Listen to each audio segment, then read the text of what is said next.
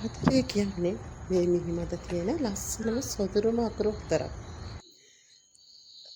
ජීවිතේ කවියක්. ආදරය එහි සොඳුරුතම වදනක්. හැමෝගෙම ජීවිතවලට අත්‍යවශ්‍ය දෙයක්. ආදරය. ගහකොළ සතා සිව්පා වුණොත් මනුෂ්‍යයන් වගේම ආදරය ලබන්න කැමතියි. කරුණාරත්න දිගුල්කණයන් මියුර් ගීතයකින් කියන්නේ ආදරයේ සුන්දරය වරදක් කියලා.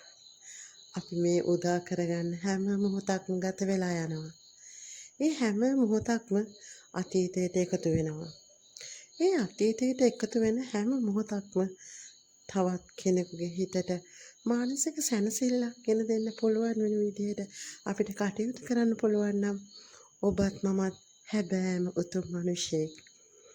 අපි කය පෝෂණය කරන්න නම් ලොකු උනන්දුවක් දක්වනවා. ඒක වැරදි කියලා කියන්නේ නැහැ. ඒත් සිත පෝෂණය කරන්න අපි උනන්දුවක් දක්වන්නත් ඕනේ. ඒ තුළින් ලොකු ආධ්‍යාත්මික සුවයක් ලැබෙනවා.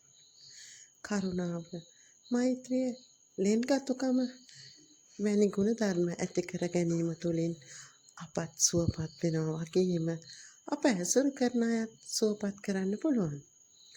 ඔබට මට කාරුණික එක වදනකින් හෝ යමෙක්ට උපකාර කරන්න පුළුවන් නම් අපත් එක්තරා ආකාරයකට දරුණු රෝගයක් වුණත් සුවපත් කරන වෛද්‍යවරු වගේ.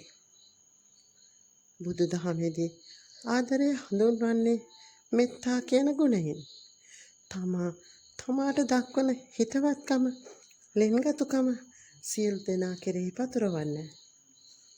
පවුල් ඒකකය තුළ සැමියා බිරිඳ වශයෙන් පටන්ගෙන දූ දරුවන් හැම දෙනා සමගින් ආදරය, මෛත්‍රිය පතුරවන්න. ඒ ආදරය රටට මුළු සමාජයටම පතුරවන්න. ආදරය කරපු මිනිස්සු අයිතිවාසිකම් කියන්නේ යන්නේ නැහැ. ලැබුණොත් බලා ගන්නවා. නොලැබුණොත් දරා ගනීවි.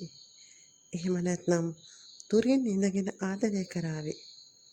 ඔබ ජීවිතේ සතුටින් ජීවත් වෙන්න. ඒ වගේම අනිත් අයටත් සතුටින් ජීවත් වෙන්න ඉඩ දෙන්න. හැම දෙයක්ම ජීවිතේ සොතුරු ලෙස දකින්න. ආදරණීය දවසක් වේවා.